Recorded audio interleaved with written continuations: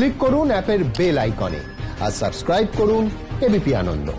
সব সময় থাকুন খবরে। প্রমোটিং বিবাদকে কেন্দ্র করে চারুমার্কেট থানা এলাকায় সংঘর্ষ, আহত বেশ কয়েকজন।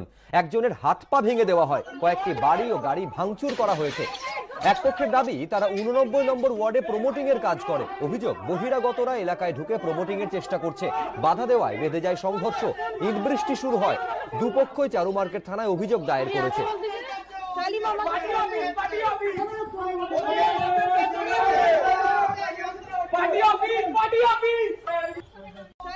প্রমোটিং বিবাদ এবং এলাকা দখলকে কেন্দ্র করে চারুমার্কেট থানার অন্তর্গত গোবিন্দ ব্যানার্জি লেন একেবারে উত্তপ্ত হয়ে ওঠে। টালিগঞ্জ অঞ্চলের এই গোবিন্দ ব্যানার্জি লেনে এখনো পর্যন্ত যে চিত্র উঠে আসছে, যে একের পর এক বাইক, সেই বাইক কিন্তু ভাঙা হয়েছে, রাস্তায় ফেলে রাখা হয়েছে।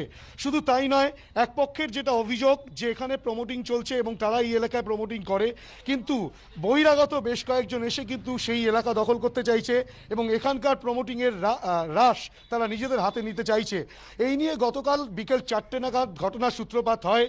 বহিরাগত যারা, তারা কিন্তু প্রথমে আসে এবং এলাকার যারা রয়েছেন তাদেরকে কিন্তু রীতিমতো শাসাতে থাকে এবং পরবর্তী ক্ষেত্রে দুতরফে মারামারির ঘটনা হয়, উত্তেজনা ছড়ায়। গোটা ঘটনার পর কিন্তু ইতিমধ্যেই চারুমার্কেট থানার পুলিশ কিন্তু ঘটনাস্থলে রয়েছে। এখানে পুলিশ পোস্টিং রয়েছে যাতে কোনো রকমভাবে নতুন করে আর উত্তেজনা না সৃষ্টি হয় সেই বিষয়টা সুনিশ্চিত করার জন্য। এই ঘটনার পর শুধু যেটা অভিযোগ করা হচ্ছে যে শুধু গাড়ি ভাঙচুর করা হয়েছে তা নয়, বেশ কয়েকজন আহত হয়েছেন, একজনের পা ভেঙে গিয়েছে বলে অভিযোগ করা হচ্ছে এবং তারা যেটা বলছেন যে রীতিমতো রড লাঠিসোঁটা নিয়ে তাদের ওপরে আক্রমণ চালায় বহিরাগত যেসব দুষ্কৃতী তারা, এবং তারা কিন্তু একজনকে আহত করেছেন যার পা ভেঙে গিয়েছে। শুধু তাই নয়, মহিলাদেরকেও মারধর করা হয়।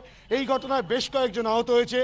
একে অপরের বিরুদ্ধে ইতিমধ্যেই চারুমার্কেট থানায় অভিযোগ দায়ের করেছে। ঠিক কি কারণে এই গন্ডগোল, কি কারণে এই মারধরের ঘটনা, শুধুই কি প্রমোটিং বিবাদ নাকি অন্য কোনো ঘটনা রয়েছে নেপথ্যে, সমস্ত বিষয়টাই কিন্তু তদন্তকারীরা খতিয়ে দেখছেন, তেমনটাই পুলিশ সূত্রে খবর।